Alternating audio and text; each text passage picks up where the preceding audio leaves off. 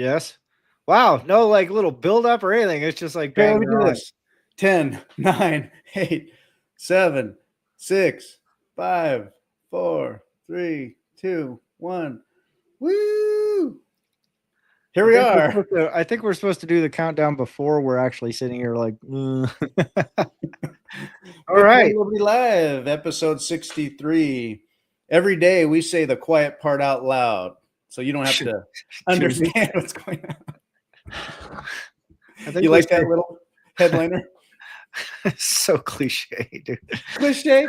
So was it Monday? Jack Mullers has his weekly podcast, and I love Mullers, but I had to start. It was like a drinking game every time he said that he's saying the quiet part out loud. Well, I noticed the same thing about me on Robin's podcast. I'm like, man, you could make a drinking game after how many times I say fundamentally. So it's like Christ. You don't notice it until you make a mental note, and then that's all you can hear. Yeah. I probably shouldn't point it out because the next person that watches the stream is going to be like, Jesus Christ, he does. I mean, I somehow managed to tame it after a little while, but I'm going to have to watch Jack's stream now and see what he's doing. I mean, I love it. I love his energy, and he really does break it in. Like people ask questions in the comments and stuff about, for example, like the politics, the Bitcoin Reserve Bill, the Genius Act, and all this stuff. And he's just like, one, this isn't a political podcast. Two, I don't care. Bitcoin doesn't care.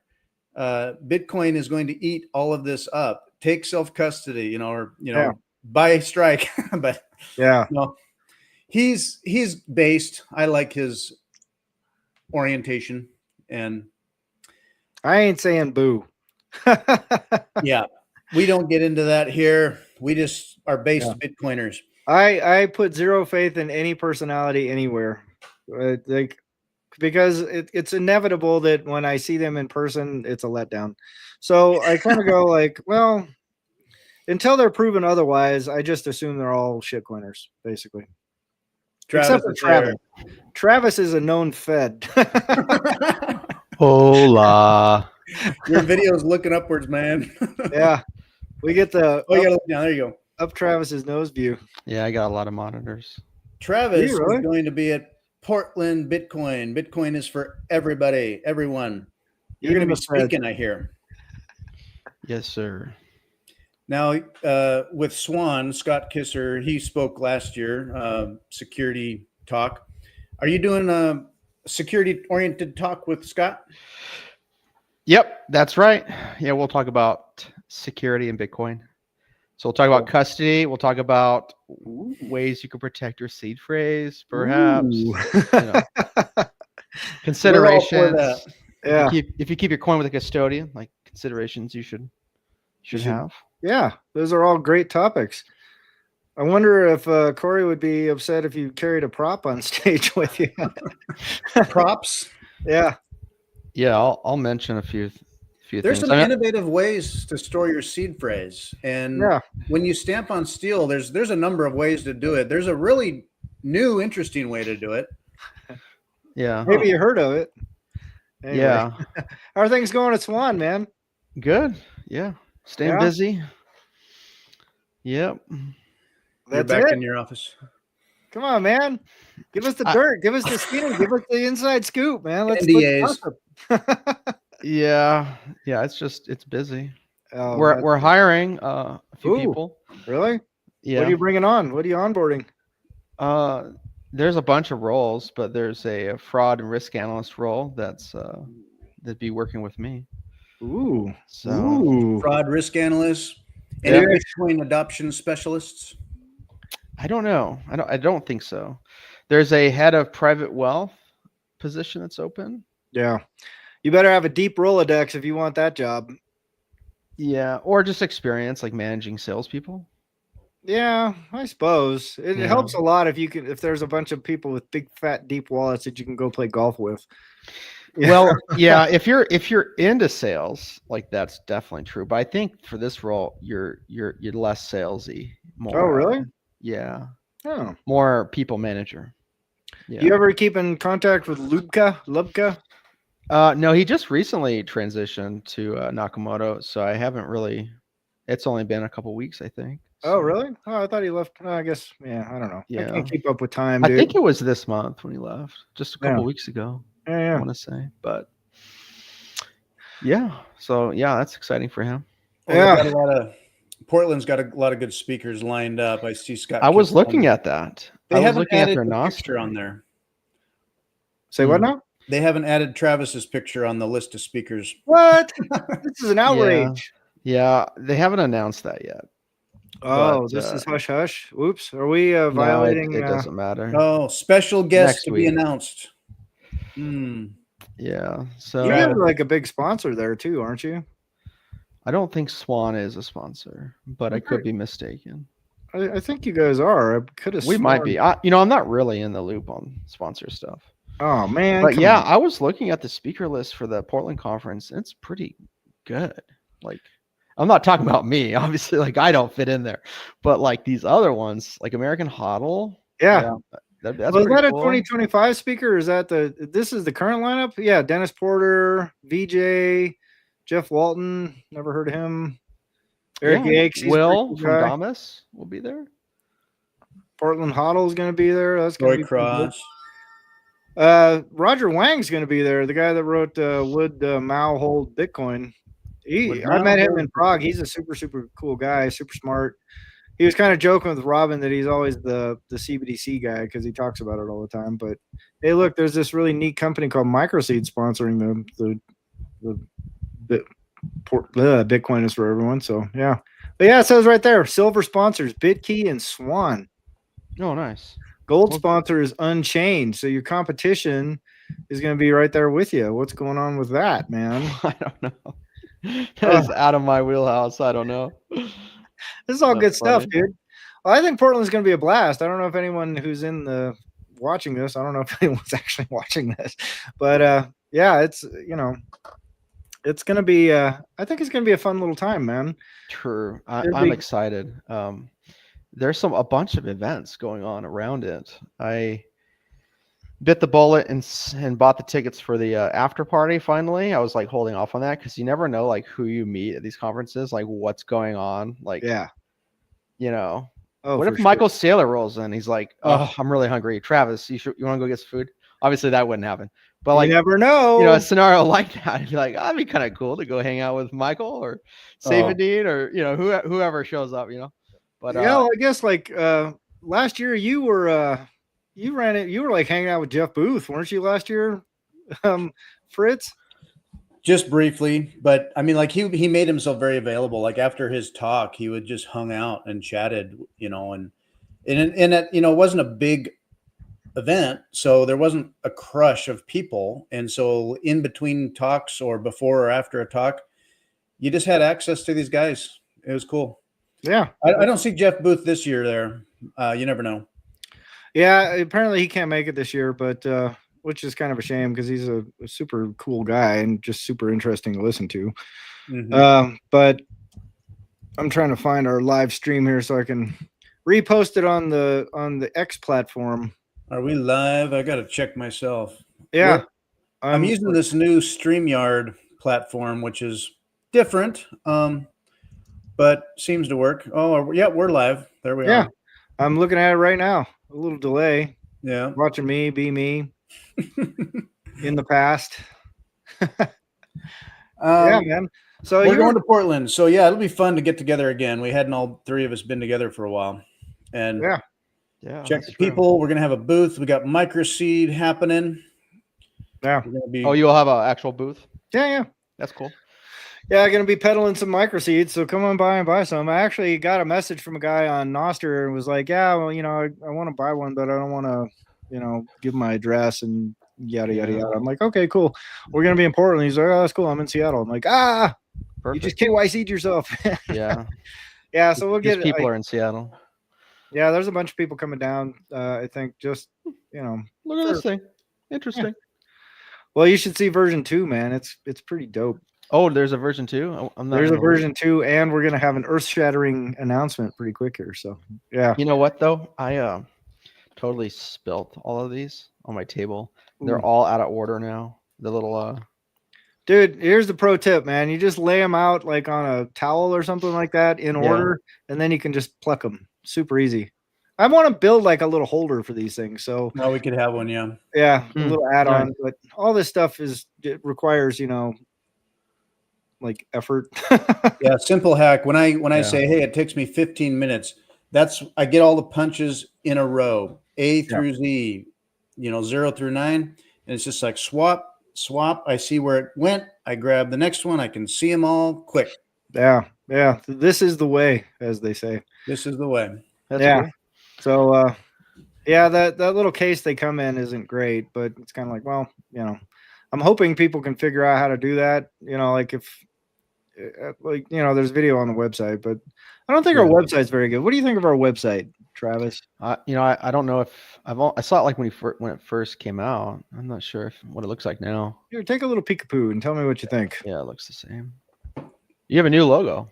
Yeah. I like that. Yeah. I think it looks MicroSeed. I think it looks fine. Do you? I don't know. Oh yeah, you've really upgraded this site. Oh yeah. Done a bunch of tweaky twoos. There's a lot of, I don't know, man. I'm not a web designer, so I have no idea if any of this stuff's garbage or not, but I think it looks darn good for year one. For some hack that doesn't know what the hell he's doing. Yeah, it's not bad. Yeah. So what happened in Bitcoin this week? Anything? So is it still there? Is it still making blocks? Well, let's see. Yeah, it confirmed a block about 10 minutes ago. That's good. Oh, that's a good start. Good. It's still clocking. Yeah. Oh man, that mempool. Phew, that's a relief. Yeah, the mempool is pretty. The mempools. There's a lot of transactions. Every now and then you'll see it, and it's just like empty. It's weird. Oh yeah. Well, that's when you get there and kind of look at it, it's just these. I mean, some of these, like the last few blocks, were pretty well full. 3,500 transactions, 2,800, 2,900 transactions, 3,800, 4,000, 4,000. Yeah, but there are those blocks. Like one that was an hour ago had 445 transactions in it, so it's kind of like, but you can still do a 4 sats per VByte for a high priority transaction. It's pretty like, ugh. That's so cheap. I know, it's crazy, right? Love it. Yeah, we should be taking advantage of this by like funneling Bitcoin. Yeah, I don't even have any Bitcoin anymore. Oh yeah, I lost all mine too, dude. Were you boating? No, I sold it all for weapons. Smart. Yeah, with the Bitcoin price, I see more and more interested, curious people. I think the space of Bitcoin audience just will continue to grow as they hear about it one way or another. There's going to be new Bitcoiners, up and coming Bitcoiners that get somewhere on the path and then have no choice but to follow that path to some ultimate destinations, I think. Yeah, oh, for sure. Well, there's somebody, I can't remember who was just telling me this or if I was reading it or what, but someone said that they had a friend that was like anti-Bitcoin for years, right? Was that you that said that? Was me. Oh, that's right. Yeah. And then I can tell you a story. Yeah, tell us a story, Fritz. Travis knows him. I know what you're talking about. Do you know? Okay. I'm not going to dox anybody or professions or anything. Yeah. But where I work with a tenured, seasoned, high-profile professional. And for years, even when I first met Travis, and I'd be chatting around with this other guy, and he for a solid couple of years was straight up just, oh yeah, you could buy lottery tickets, or yeah, I mean, I could always buy tulip bulbs, or dude, just do Berkshire Hathaway, or like, hey, check out my Tesla stock. And then he was always showing me his trades, and if it was down, he'd kind of get quiet about it, and if it was up, he'd be like, hey, you see this or that lately? And I'd be like, dude, I don't worry about that. I mean, good for you. He's looking at retirement in 5 years. So he's retirement planning, you might say, looking at numbers, thinking about stuff.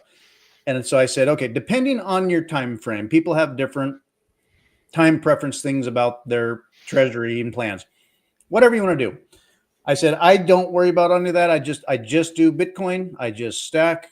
I just try not to look at the price, but I don't worry about it really. And time is on your side. And even as it's volatile, it's been volatile, but it's like this for me, it's been this uphill roller coaster, up and down volatility. Ooh, duh, duh, duh. But it's like if I stop and look back what it was a year ago, what it was 2 years ago, I'm like, dude, I outperform all that. I don't worry about it. And so when the price did these last couple of pumps, what, a week or two ago, it did one and then did another. And I even, there's, to me, in my mind, they're just small, really, in the scheme of things. But they were validating. After that happened, he texted me saying, so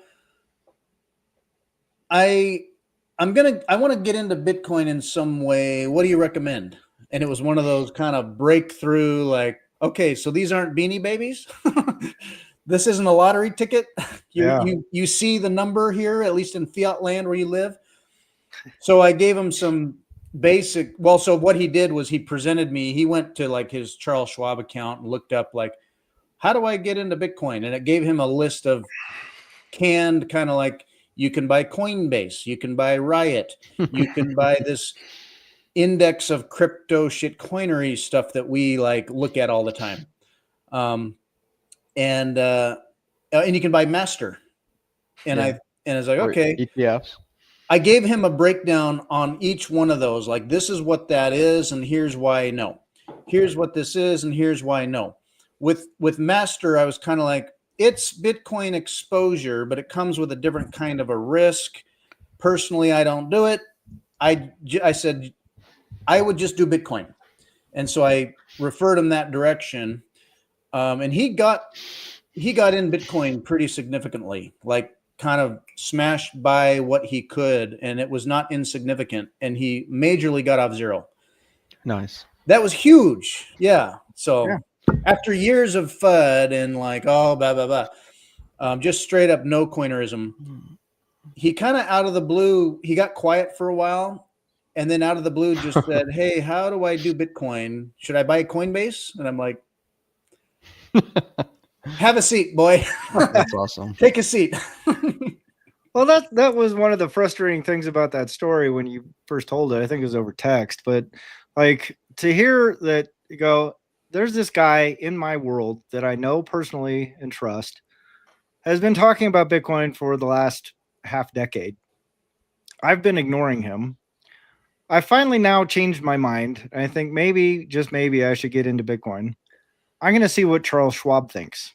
And then I'm going to go with their recommendation. It's like, dude, the expert in this field is like a block away in an office, and you talk to him all the time.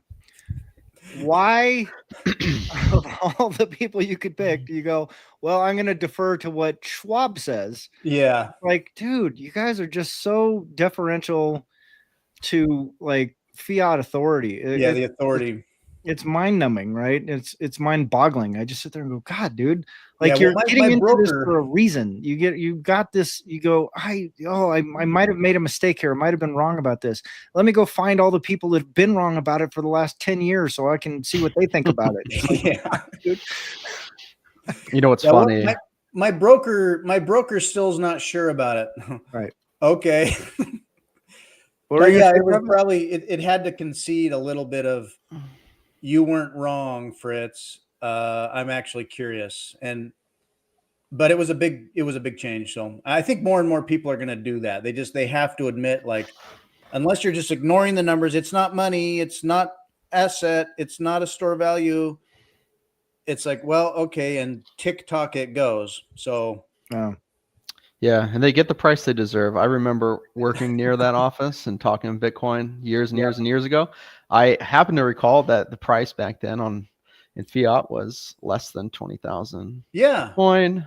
I know. Pretty funny now. And some of my family too. I mean, so like it was a year ago, I had family being like, "Are you still doing that?" And I said, "Okay, remember, I gave you a little Bitcoin. I gave them a little coin with a little address, and they could open it up. And I gave them a little Bitcoin on there. I said, you remember that gift I gave you?"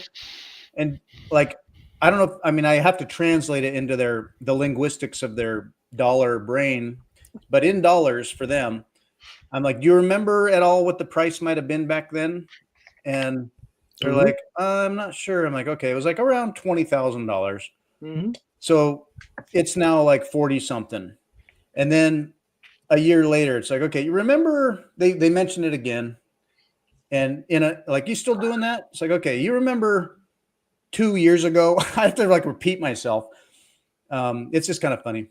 Oh yeah.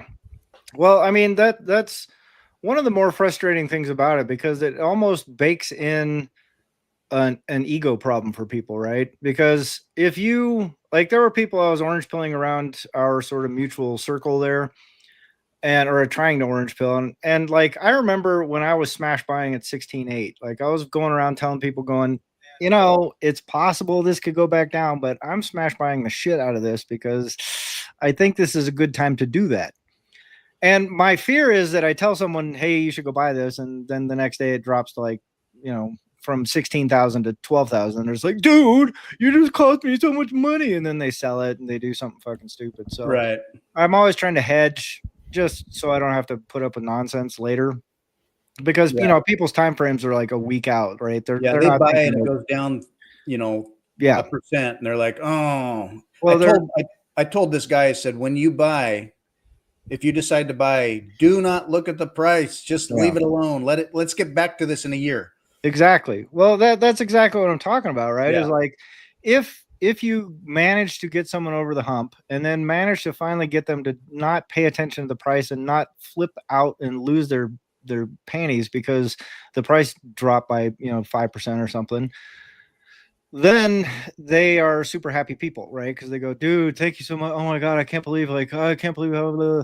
But if you are orange pilling them and you're hedging like I did, and then they go, I don't know, it's funny money, blah blah blah, and then a year later they missed out on a 10x. It's like, I think it's a pretty steep hill to climb to go, not only did I miss out on massive gains if I had just listened to you back then, but now I have to eat crow and come back and say, now I'm interested now.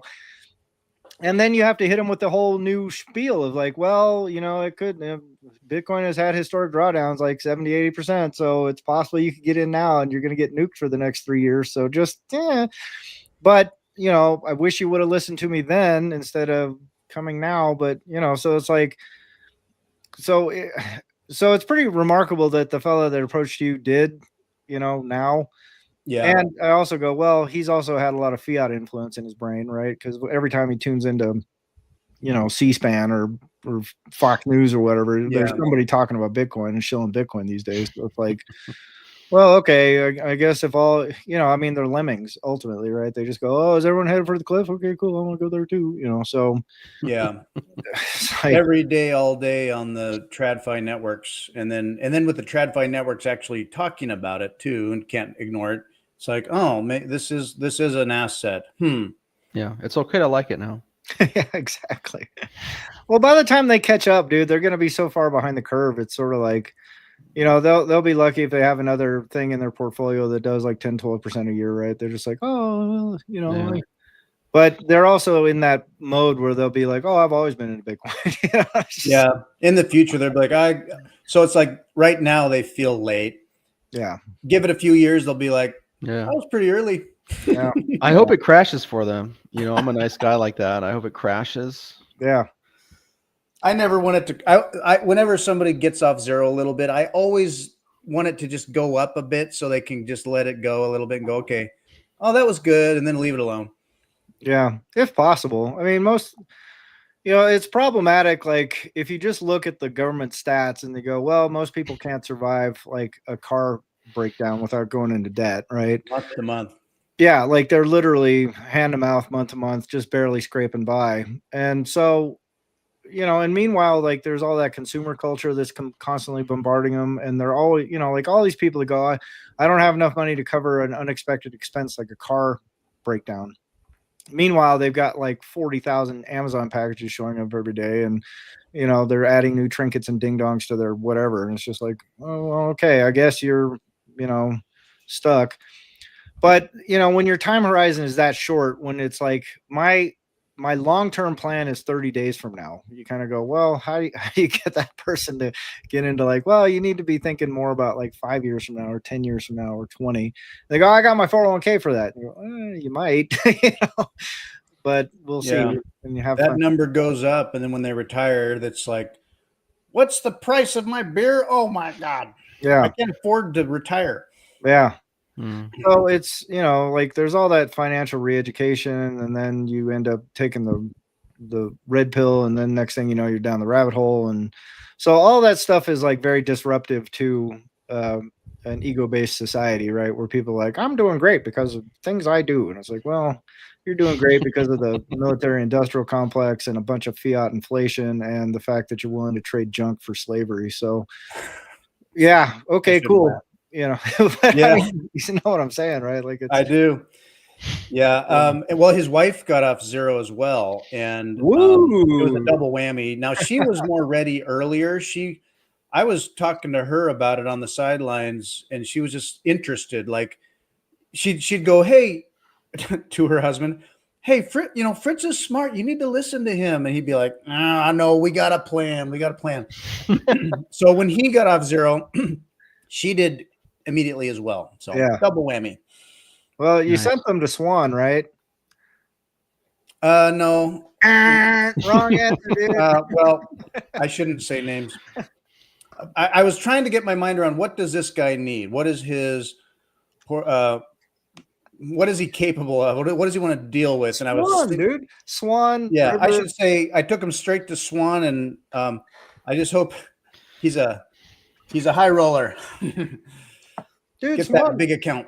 I had an account on Swan for with like $7,000 in it. I mean, they'll take anybody's money, dude. They don't care. That's true. So They'll take anybody, right, Travis? There's lots of options.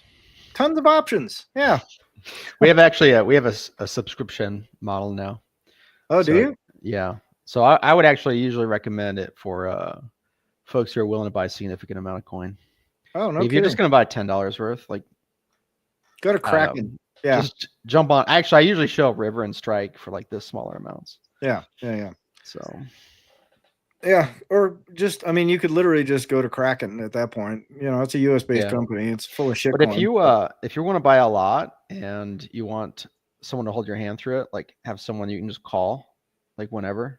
Yeah. Like we assign private wealth folks to clients, which I don't know of any other company that does that. And it's just like a given. So I know there's some that you pay a significant amount. Like I heard, I can't remember what it was, but it was like thousands a year. It's like, what? Wow. We just give it to you, their subscription, but whatever. Well, what's that cost? What's a subscription to Swan cost? It varies. Depends on how fat your stack is. I don't really remember, honestly. I think it's like $20 a month or something like that. But no shit. I work on the back end. I don't really. You're not front and center in the business Stale and with chill. the Swan Empire? I don't. I don't. That's all right. But it's like, I think it's something like $20 or $15, something like that. Yeah, that's. Thinking of Bitcoin event things, was about a year ago. Germany sold fairly publicly their 50,000 Bitcoins, and they got swept up quickly. I remember that.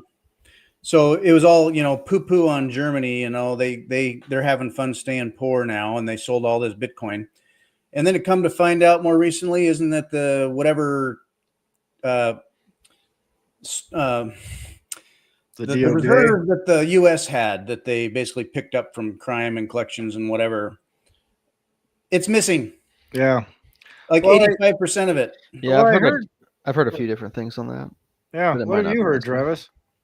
I heard that some of that stuff they're reporting were like was Bitcoin categorized a certain way, and it's like it wasn't intended to include the seized stuff, but just like confiscated other ways or turned in other ways or something like that. I don't really know. I can't confirm or deny any of that, but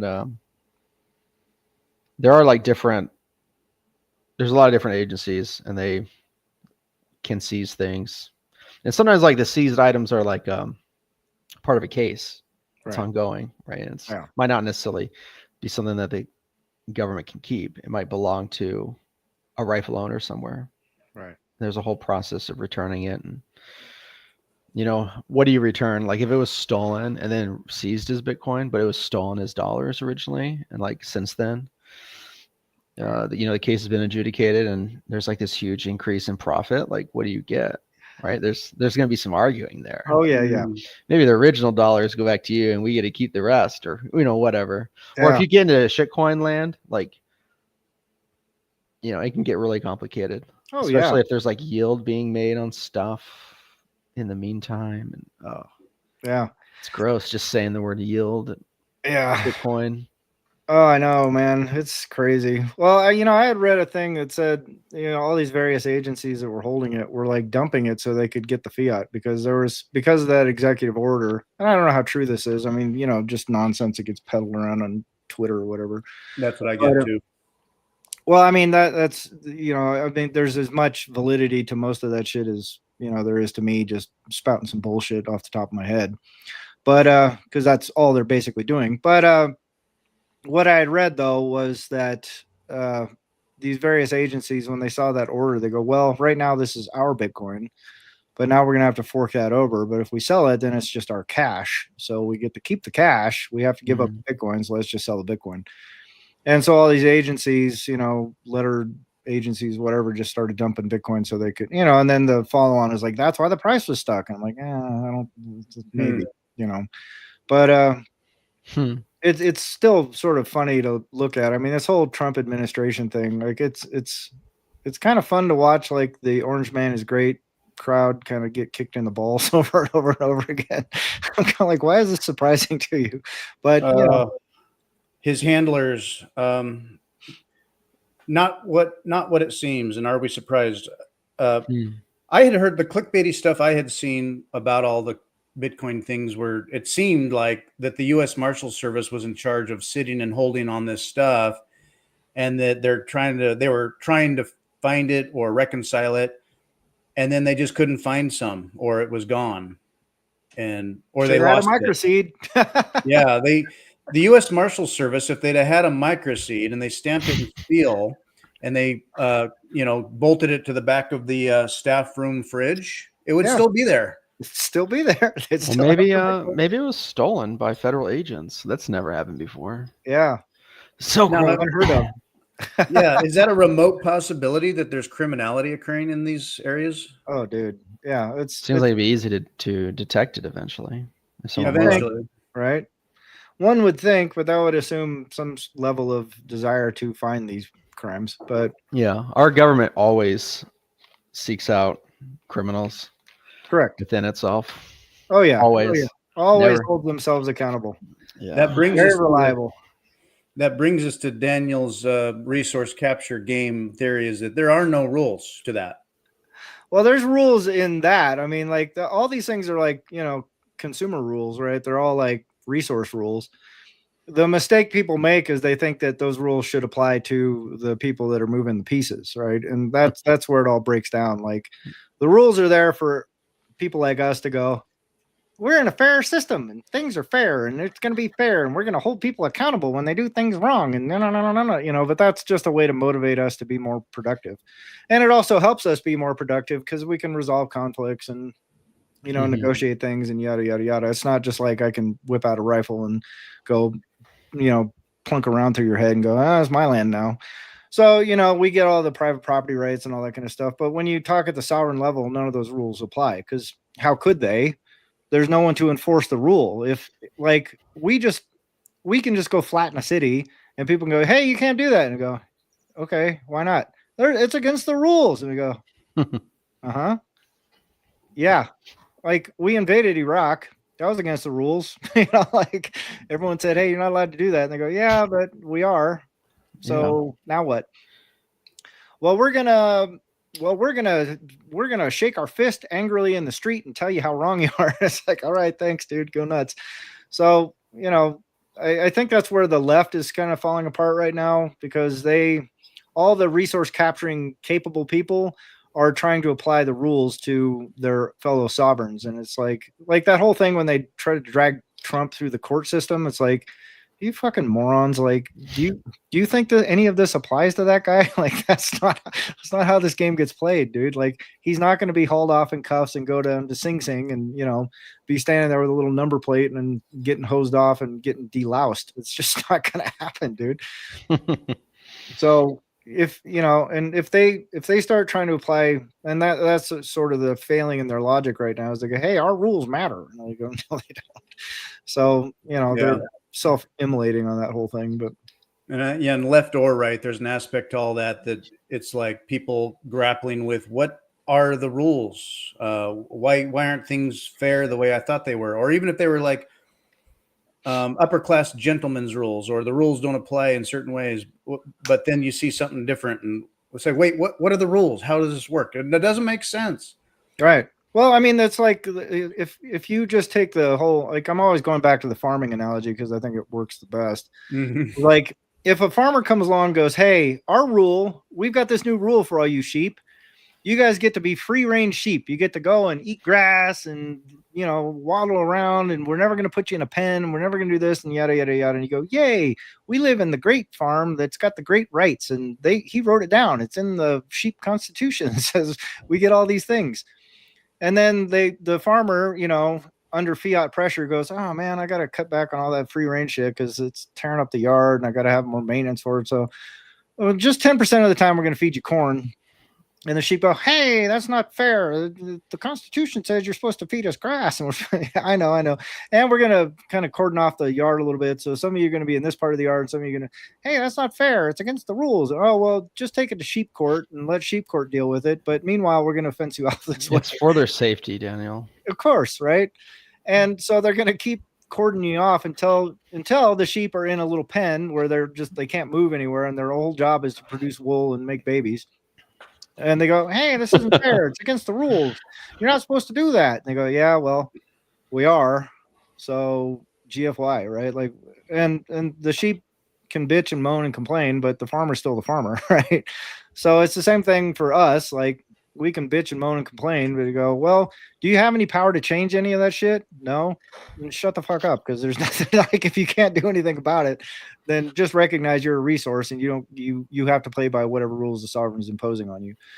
And so people, you know, get kind of hung up on the idea, or don't like the idea of being farmed or whatever. But I'm like, well, we're being farmed. Like, if you don't see it, this grass doesn't taste like grass anymore. And the deep conspirators are like, it's straw. They're just calling it grass. Yeah. It's like, no, it's not. It's grass. They said it's grass. Yeah. No, it's straw. It's there's seed oils in the grass. Yeah. The farmer said straw. Yeah. And but nobody notices so much, except that it's just chewy now, and my poop is harder. And anyway, my son, he graduated. My second oldest son graduated high school this past spring and is making future plans, but on his own. I did not push Usher anything about this. For his light summer reading, he actually ordered himself a copy of Animal Farm. I have a copy on my bookshelf, but he ordered Animal Farm, and I was like, "Oh, you're gonna read that?" He's like, "Oh yeah, I heard about it. It's a great book. Sounds cool." And I'm like, "Good for you!" Like, I got to reread that book, because as we talk about this metaphor of the Animal Farm, as it applies to all of us, I tell you that the transition those animals make, where they overthrow it. And I mean, you can make all the parallels to the Soviet Union and what happened and what that was about.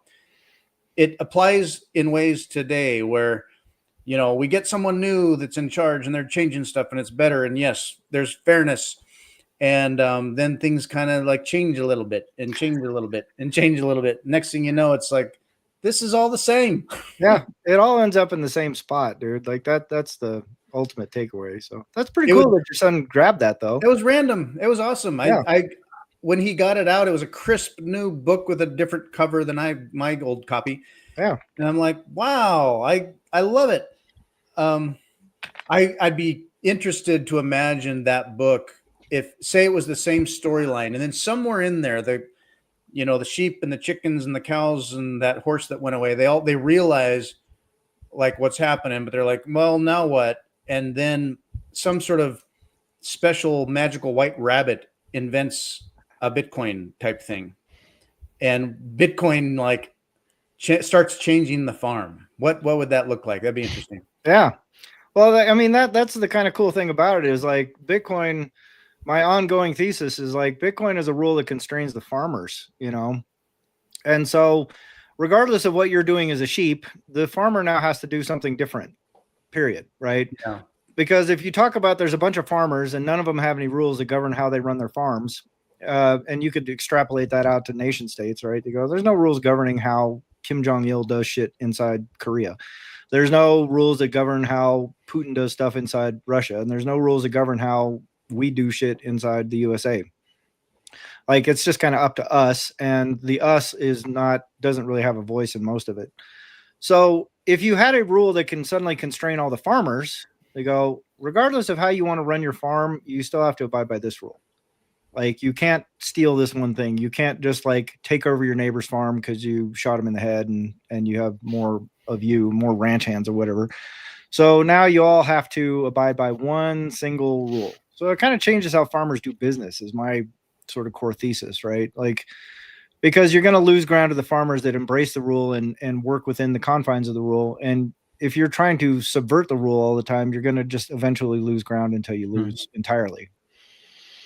So that's why I think Bitcoin is kind of a big deal. And whether it was a white rabbit that invented it or if it was a farmer that invented it, you kind of don't know. But the fact that in a game that's had no rules for 12,000 years, you suddenly have one rule that you can't break. You go, ooh, that's a big shift in like everything, you know, like that changes how everything works from that moment on.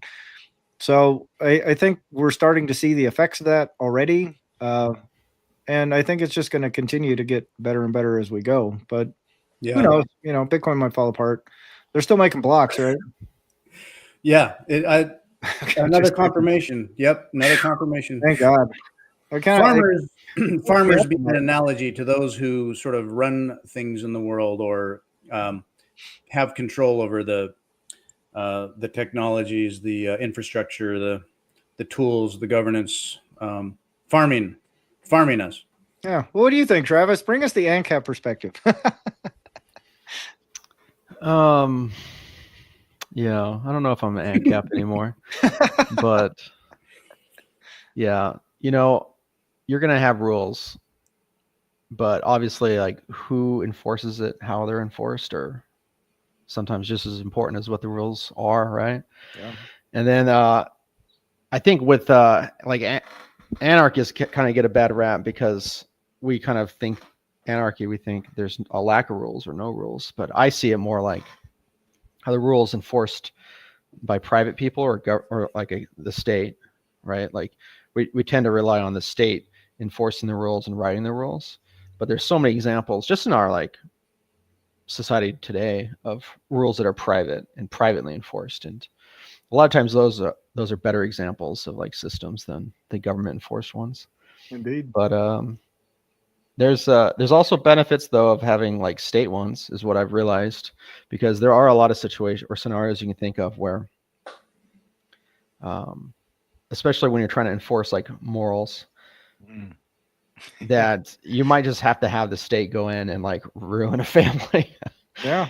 And you're invading their privacy and you're using force on people. Yeah. And they're not going to consent or agree to it, obviously. And so think of like situations where they're abusing children in a family.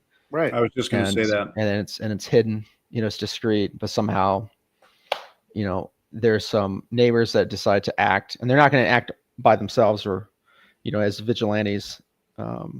If there are state rules and state options. Yeah. Well, that's the other problem with self-help, right? Is like, what if you get it wrong? You know, like, and I mean, take it out of the realm of like the abuse thing, because that's usually pretty straightforward. And, you know, if there were self-help options, like all the neighbors got together and go, okay, we're going to go kick Tom's ass because he's abusing his kids. Yeah.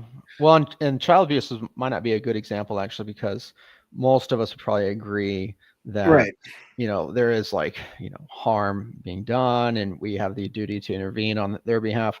But sometimes we disagree on what harm is. So I have to go away for like 5 minutes. I'll come back. But a classic example that came up in my circles was like a family that's trying to transition a kid. And they're like, let's say, you know, the extreme version where they're trying to like do permanent physical changes to a child. Right. Like we're going to disagree on is that harm, Oh yeah. Yeah. depending Yeah. on like, well, if you're from Portland or not, probably, right? But I'll be Yeah. right back. Yeah. Sure thing, man. Yeah. Well, I mean that's a great point, and like what Travis is talking about, I think nails things pretty succinctly. It's like people have this idea of like, well, if we just all get together and collectively agree upon rules, then everything's going to work fine. You go, well, yeah, until someone disagrees about something, right? And like, just take a property dispute. You go, hey, my property's here. You go, no, it's here. No, no, no, no, it's here. No, it's here. How do you self-help your way out of that? Like, it's impossible unless you have a neutral arbiter. And you go, well, how do you know that person's neutral? Because if I go grab my friend, he's going to agree with me. You go grab your friend, he's going to agree with you. So now we're still in the same spot. You got the Hatfields and the McCoys. You got the Hatfields and the McCoys, and you can spawn like generational conflict from little ding dong disputes like that. And once the dispute is kicked off into physical violence, then the original dispute becomes irrelevant. It becomes more about like affronts to dignity after that, right? Like, oh, they killed Tom because he was trying to put the fence up. Oh, we're going to go get one of theirs. Oh, they didn't just get back at us. They made it worse. They killed Tom, like they killed Bob and Bob's son. Oh, well, now we got to go get one, and then you've got chaos again, right? Yeah. And so how do you resolve that dispute without something in the middle? And to say, well, we'll just create a private something in the middle, you go, well, that's subject to like how did that private thing enforce the judgment? You go, well, we decided it's actually Tom's got the land, not Bob. And they go, well, we disagree with you. Now what? Well, you guys need to, we'll form a new contract group that's everybody's gonna all agree to do. And I go, well then, but all it takes is one person to go GFY. Like I'm not abiding by this decision. I'm not abiding. I think you guys are wrong. You guys are obviously wrong. Anybody that's got two eyes in their head could see you're wrong. So we're not going to do it. Yeah. So then if you have a sovereign authority that can come in and go, well, we're going to force you to do it because that's how we're going to maintain the peace. That's the cornerstone of where these systems come from, right? Like it always devolves into a system of top-down hierarchical control. If you have the concept of free rights and property, like if you adhere to an ideology that says I am allowed to maintain property rights, someone has to enforce those, period. There's no other way around it. Like it's impossible to create a system of private property and not have rules and rule enforcers is sort of the core idea there. Yeah. When I think of, small to medium-sized communities, even larger ones, I think of like the role of the sheriff, a long-time old established like a figure who was the reef of the Shire. And and that evolved very naturally on its own early on before it was, codified in a lot of law. It was like you had your Shire reef. And it can, and so like area by area, shire by shire, that person's role and responsibilities or expectations could vary drastically, but they were more integrated into the community's needs, and they were that person and they could deputize people and manage disputes among people that prevented, like, well, my fence was 3 feet this way and you moved it, you planted a tree there, and or all kinds of things, from little to big bad. And I like the idea of a sheriff when, and I can't speak a whole lot about the role of theoretical anarchy or how you can do it well. It'd be like, well, true anarchy hasn't been done well enough yet. People see like, okay, well, that's not working and this isn't working and the system's broke. I'm going the other way, whatever that is, just all of it, break it down. And Michael Malice would argue there's ways to do that integrate into communities that work. And we do a lot of anarchist type get together things on our own that we don't consider anarchy, and there aren't written down, agreed upon, enforced rules, but they're just understood. We operate by rules and they're not written down. They're not enforced, but for cultural, social, effort among the people organically. But then you get a big community and you get the Hatfield McCoys. And it's like it's like you need somebody who is doing that job. Why and how? Like who's paying him? How does that work? Well, I mean, the like, you know, the Malice idea of things, like the Michael Malice idea of things, I go, well, that's cute if you're in a system that's already stable, right? So you know, what they end up sounding a lot like to me is like what the communists sound like, right? Like they both end up in the same spot. As the communists go, if everyone just played by the unwritten rules, then our idea would work great. And the anarchists say, well, as long as everyone plays by the unwritten rules, then our idea works great. I go, well, but there are no rules. So neither one of those systems can work.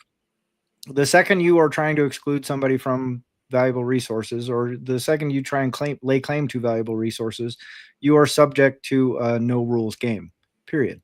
Like there's no other way that unfolds. And, you know, to all the like the anarchists in the world, they go, oh, if we could just set up this anarchist society. And I go, well, there's a number of failed states all around the world. You could just go set up shop tomorrow and you don't do it. Why not? Because there is no system in place to protect you while you get your group together. You are just going to get overrun by the local warlord. Like that guy's going to show up with a 50 cal on the back of a Toyota truck with a bunch of guys in, you know, carrying AK-47s. And he's just going to tell you to GFY or pay the tax, or they're just going to slaughter you. So you go, well, okay, so what we need to do to set up our anarchist utopia is to create an army that we can use to defend our anarchist utopia.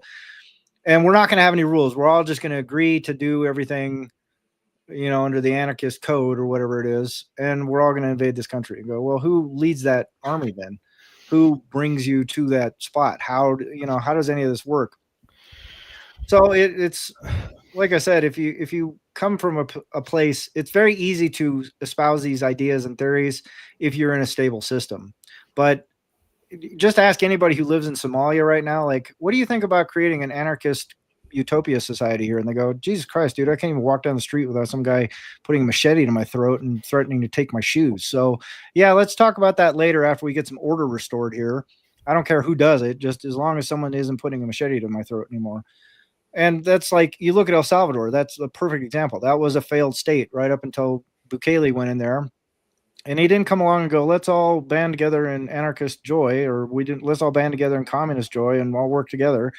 He said, let's come in as a dictator and use the absolute power and authority of the state to root these assholes out so we can restore some order to this country so we can get shit done, you know, in a better way that's more healthy for the country.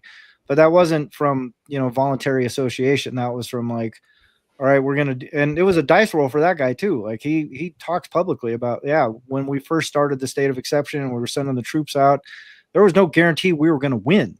We were just like he said, I was praying to God. Like I was just, people go, how did you deal with that? He goes, we were all sitting in our little situation room and I was down on my knees praying, going, please God, give us the strength to get through this. Cause we don't know, because there's a very powerful gang there. But tracing back to my theory on this whole thing, you go, if you look at the international agencies that were talking to MS-13 and all that, they were saying you guys should form a political party. You go, oh, because you guys are now wielding significant enough force and control of resources that the other players in the game are recognizing you as a valid thing to be reckoned with as a valid player. And that's MS-13. People that are cutting off heads and leaving them in fountains and kidnapping kids and doing all kinds of crazy shit. The other power players were like willing to accede some authority to them. And I go, that tells you everything you need to know about this game. So, I like the ideas that people have. And I mean, I used to embrace them. I go, yeah, it should all be voluntary association. And that's great in theory, but voluntary association assumes no conflict and no very difficult to resolve conflicts. Right. So that's where it kind of gets sticky. I'm interested in a thought experiment where we think of it in our current frame and what makes sense now and what's happened in the world. If we imagine the Great Realignment and we go 100 years from now, hundreds of years from now, and we imagine a Bitcoin standard or a Great Realignment fulfilled, perhaps, or, you know, big changes, and we're getting to like a new equilibrium. Might that look like such sort of freedom and cohesion and management, and maybe people forget how it even got there for sure. Could that be in egalitarian ways that things are working out and there's a cultural mindset, the people grow up in it and they're breathing that air? Could it be that, not to call it anarchy, but it's a culture where it's very understood how things work and there aren't a bunch of rules about it and enforcement about it? Everyone just kind of takes their own freedom and responsibility at a very wide angle. Can Yeah. you imagine that? Oh, absolutely. I mean, No. No? why not? Well, I believe there's evil, and people will steal and hurt each other. Potentially. Yeah. You know, And so I mean, if you have that, if you think that will always be, then you're going to have someone investigate, provide security, provide force, use force. And then it's kind of like, well, who should we have do that? And you can like point to like Somali gangs and militias, right. and they might be brutal. You know, they're like very privatized, right? It's just They like are probably very one private. or two guys that make the rules, right? Yeah. But you could also examples where they're benevolent, maybe. Yeah. Well, I mean, if you go like to those Somali gangs right now, I guarantee you there are swaths of people that go, "We love these guys. Like they're great." Or They're you know, absolutely- like there's probably scenarios or times when like neighborhoods that were like protected by the mafia yeah, yeah. like had good times there, right? Like they're being extorted for protection money, but like They happily pay. it's kind of like I kind of look at it as like just a lens. Like Mhm. I'm paying my property taxes and it's like funding my local sheriff's office, and they're a gang. And I'm not trying to say that in a demeaning way. Right. I was one of them, but they're a member. They're a unit of force wielders, Yeah. and they have like these values and mission statement, and they're trying to be like fair and right. Like that's at least the perspective, right? That's what they're trying to appear to be. And but there's all sorts of examples of that being corrupted. Not that sheriff's office, but just in general. Like when you're criticized police, right? Right. Like there's all sorts of stories out there and examples of police abusing their power, being corrupt, and so it's kind of like, and then obviously like the mob can get out of control too. So like usually you know the way I see it is like you need security, you need force because there's evil. And it's just like, well, who do you want to do that? Like, I like the idea of it being like somewhat of a open market where I can like pay for a service. And we do have that. Like, there's private security, but I think it gets bogged down with regulation a lot of times. Depends on how much resources you control. Yeah, well, that's the thing is like if you control enough and you control your own security force, like there's all sorts of examples of that in history where, you know, especially when it comes down to like the early unions rising up, right? And private police, private security, like going head to head with unions. Like it's all a matter of any type of these like gangs, any type of like these force wielders can be corrupted. Yeah. Whether they're private, whether they're, you know, Public. Public Or pseudo public or whatever. I kind of like the idea, like maybe I'm naive of having a mix. Like there is a basic public service for those folks that can't afford it, but I think it should be like minimal, and I think you should be able to opt out. Like I don't want to pay. I'd rather pay like $25 subscription for like private security that can like do what I need it to do. Yeah. Well, I mean, I think I agree with you 100%, Travis. And I think that those are sort of the thoughtful edges that I think a lot of people leave out when they start talking about this stuff, right? Is like, well, what does that really look like? And like you said, the Somali gangs, there's people, you know, like that's private, like that's private security force on some level. Well, and it might start private and then they become dominant and they become a legitimate, you know, I mean, that probably happens in Africa all the time. Constantly. Well, and in fact, you could just look at Zimbabwe, and that's what happened. Yeah, 100%. They had like political parties with military wings. Yeah. And one side I would say they're communist guerrilla fighters and terrorists. Yeah. but one But guy's they won. yeah, they won. Yeah, And now so they are a failed government. yeah, exactly.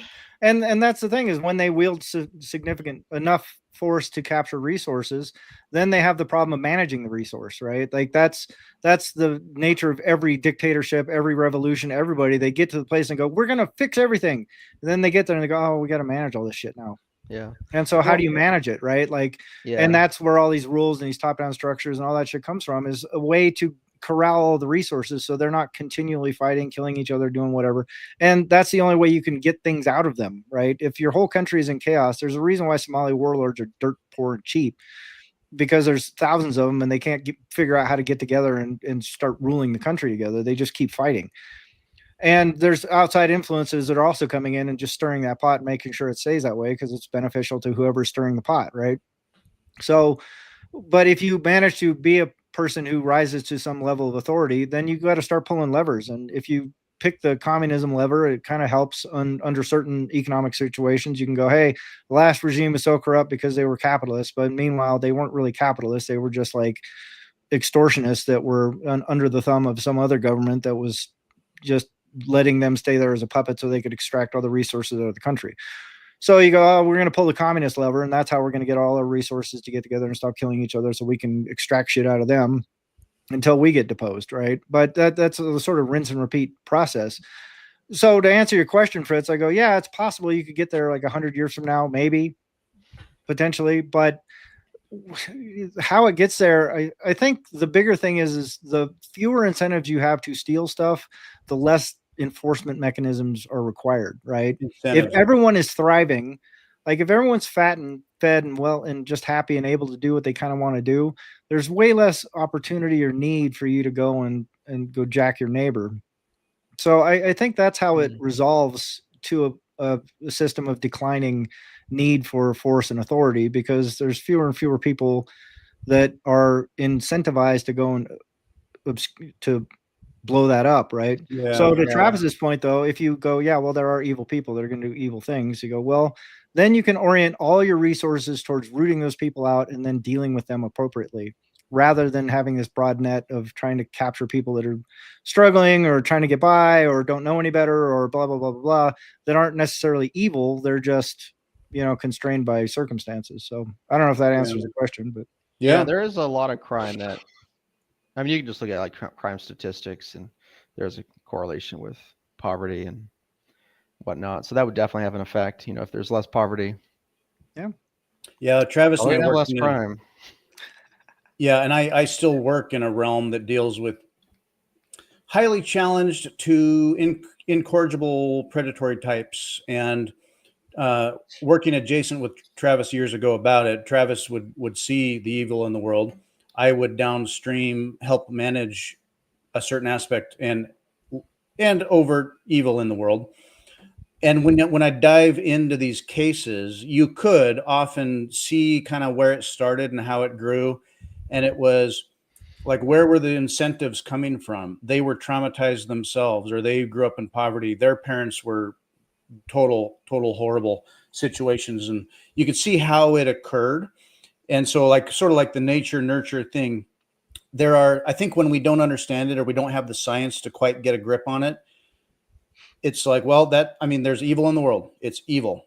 Sometimes you can get your kind of history or science around it and go, okay, here's kind of how this happened. There were incentives there. Perhaps all those incentives, socioeconomic wise, there's going to be little bubbles, there's going to be disparity, but that starts to get better and that starts to heal. And slowly with generations, it alleviates a lot of the root causes. Now, would there still be someone who's broken in their brain, biologically, something else that comes from we don't know where, demons, and there is still evil? Yes, very possibly. And so then how does a society deal with that? Like, there is a psychopath and we don't know what to do with him. Where did that come from? We don't know, but do we care? How much do we care? Maybe not a lot, because this has to stop. Yeah. Well, I mean, that's a whole Norwegian prison system that Oregon was all like had a big stiffy in their pants to try and emulate. And the thing is like Norway, if you look at their prison population, they have like one of the highest incarcerated suicide rates in the world. I mean, it's like astonishing, like how high their suicide rate is. And you go, well, gosh, I thought it was supposed to be this humane, yada, yada, yada, yada, yada thing. But if you break it down a little bit, you go, well, of course they have the highest suicide rate because they only lock up the really serious, screwed up people. Like to your point, Fritz, they don't just like I met people when I worked in the prison where you go, there's zero reason why you should be here. And that was probably 80% of the people in the prison. You go, most of you shouldn't be here. You should be on supervision. You screwed up. You should have this. You should have that. And then there was that small percentage. You go, this is absolutely the right place for you. Like there is nowhere else you should be. Well, in I society, you know. I heard that the lack of equity is the problem. Yeah, the it's root an equity problem. And so, speaking of, No, you it's know, when you diversity. talk It's the prison, lack of diversity. when you talk prison populations, I mean, most of them seem to be like male prisoners, right? What can we do, you guys We need think, more to women in prison. get more women in prison? Yes. I Just think to that actually equalize probably it. do a lot more than people think. Oh, The equity thing kind of breaks down when you're like, why is it largely white males in prison and where I'm at? But not to go down that rabbit hole, but yeah, women are a whole different species of supervision, psychology, what they do as crime and what is to be done to help them. And it takes a lot more time, but I tell you, it makes a lot more sense. Or with guys, sometimes it's like they can beat their head against the wall and they're not going to give it up. It's like, hello. But well, I mean, dude, just look at the difference between the way boys and girls are raised, right? Like it's just, but there's unlimited videos on TikTok or Twitter or whatever. It's like, this is why women live longer because there's some knucklehead doing some knucklehead thing. And you're just like, hold my beer. Right. Hold my beer. And so, but if you just spread that out throughout society, like there's a bunch of kids out there, 17, 18 years old, that got more testosterone than brains and they're out doing dumb shit. Right. And that's how they get tripped up in the system. And so you go, well, there's a reason why they're there, right? But if you look at like the female criminal patterns, right? Like there's all the, statistics and numbers like, oh, it's because they were abused and this, that, and the other thing. But they're also kind of vicious. I mean, they're just sort of vicious people. Can be manipulative. Yeah, and there's just less of them because they're not doing as much knucklehead shit. But when they do get tripped up, they're doing some pretty horrible stuff. You're talking like women throwing their kids off bridges and doing all sorts of weird shit. So it's just like, Christ, man. So they're just as finicky. They're just less stupid when they're young, but they're different kind of stupid, right? have you guys seen that movie, The Northman? No, what is it? Oh, you were telling me about that. Okay, I won't say anything then. What I was gonna say, but you should watch it. Spoil it, Yeah, you dude. should watch What it. the hell? Let's spoil it. No, it won't. It won't. I was gonna point out a scene, but if you haven't seen it, it's not gonna. Make sense. But you guys should watch it. I love that movie. Isn't that like in history? Is it like a Scandinavian history or something? Yeah, I follow. If it's like a Viking theme, revenge movie. I'm gonna email solid. that to me right now. The Northman. Man. All right. So now I've got my reminder. Yeah. Well, the teaser I'll give you guys is a lot of the movie critics did not like it because of like I think they use words like patriarchy, male rage, whatever stuff like that. So you guys will like it. Awesome. Well, I mean, we're about an hour in right now. Travis, it's awesome you showed up today, dude. It's great to have you. Yeah, the family went to a Renaissance fair. Ooh. And the boy and me stayed because we went to a different Renaissance fair. My older girls are really nerdy, so we're trying this out for them, right? They want to dress up like, I don't know, Elven Rangers or whatever they do. Nice. And, Elsa and Anna. Yeah, and so they're off by just the girls by themselves, That's cool. to see if it works. But because last time we went to one, we had the whole family, and the boy's 7, and him and I dressed up like Peaky Blinders, right, as you do, and it was pretty fun for me. Yeah, but he did not like it, and he was a pain in the butt to deal with. So yeah, we stayed behind, so I had the time available to join you gentlemen. But he wasn't vibing it, huh? What it was kind of funny because he was just a young kid that's still young, grumpy. But we had fake cigarettes with our Peaky Blinder outfits, and he would like a lot of people like role playing, and it was like a multi-themed Renaissance fair. And so a lot of it's fantasy, but him and I were like the only Peaky Blinders. But I was like trying to get my boy 7, so he's adorable looking. I'm like, you should call people like mate and pikey in other words, right? And he just wouldn't play along. And then he was so grumpy, and I would kind of role play with him there, where I would try to hand him the fake cigarette, and it looks real. Yeah. And he just kind of like has a stern, nasty look on his face, but it's like kind of fitting, like Right. he's a badass Peaky Blinder. And it got a lot of laughs from people walking by. Well, that's awesome, man. Those things are fun, dude. Go and like swill back some meat and see some. I will say, I think we should go to ones in the future that aren't right next to Portland, because there's quite a few people that showed up that were like animals. They probably always look like that. Furries. Yeah. It's like, is this Miami Beach? What's Right. going on around here? Yeah. So it's like, fairly conservative Christian family. We're like, oh my. Yeah. How about let's go to the Ren Fair in Idaho? Yeah, that'd be more like we don't mind being around nerds. We're nerds, right. but don't look at the tavern girl. Yeah, I don't want to like shield my kids' eyes. Right. Yeah, like, hey, Daddy, why is that guy wearing a harness? And it's like, well, that's a different discussion. That's for today. They don't do that at home. Probably. Very expensive too. We should probably spend like $1,000 between hotel and tickets and food. Yeah. Oh yeah. Things are not cheap anymore, man. Yeah. Hey, you gonna join us in El Salvador in January? I haven't heard about this. Is this for an event? Yeah, we're sponsoring the Max and Stacy Invitational Golf Tournament down there. We're a whole sponsor. Oh, that's pretty cool, dude. Yeah. I don't really like golf, but you don't have to like golf. There's pool party tickets. You can just go to the pool party. Dude, that sounds super fun. January, huh? I'll keep it in mind. Maybe you can send me a link. Lock it away in the back of the brain pan there, and we'll talk more about it as it gets closer. But it'd be cool to have like a nice big group down there and just like hang out and have fun and. Cool. Yeah, I'll look it up, and I don't think I'm doing anything that month, but we'll see. Yeah, awesome. January, El Salvador. August 1st, Portland. Oh yeah, go to Bitcoin is for everyone. It's going to be great. Anybody watching? Is anyone watching? I can't even tell. But if you're watching, Bitcoin is for everyone. It's in Portland. Portland used to be this really beautiful city. It's a city now, and but we'll be there. It'll be fun. Revolution Hall. It's kind of this reimagined like old high school thing, but it's got some pretty cool vibes. Saw a comedian there once. I don't know. Bitcoin Veterans, November 10th, Nashville, Bitcoin Park. Yeah, we're trying to hustle Robin Sayre to show up to that one. Robin might show up. He's thinking about it. Yeah, be cool, right? Travis Amsterdam in November 13th. I don't know if we're gonna hit Amsterdam. The guy hasn't even written me back, dude. I'm like, I don't know. Huh. Anyway, good show. Yep, good show, guys. Thanks for joining, Travis. Yeah. Oh, thanks for having me, guys. Always nice chatting with you. Always a pleasure, sir. Cool. All right. On that next note, week, folks, every Saturday, 10 a.m. Pacific, on the dot. We're organized now. Sort of.